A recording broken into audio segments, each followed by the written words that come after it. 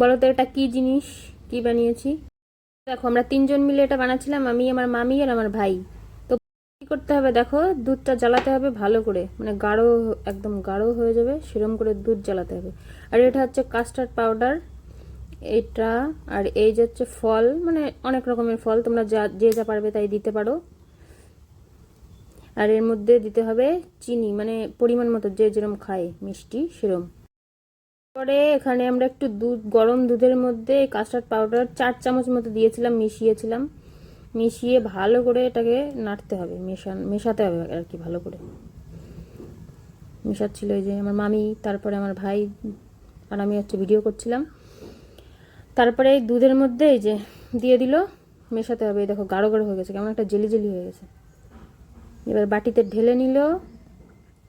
তারপর একটু ঠান্ডা করে এর মধ্যে দিতে হবে ফল পছন্দ মতো। তোমরা যেরকম ফল খেতে পছন্দ করো সেরকম একবার বানিয়ে খেয়ে দেখো, ভালোই লাগে খেতে। ঠান্ডা করে দিতে হবে এটা। তারপরে একটু মিশিয়ে নিল ফল, তারপরে একটু, না মিশাচ্ছে তো, মিশিয়ে তারপর ওপর দিয়ে আর একটু ফল দিয়ে, তারপরে 1 ঘন্টা ফ্রিজের মধ্যে রেখে দিতে হবে। তারপরে রেডি, 1 ঘন্টা পরে রেডি।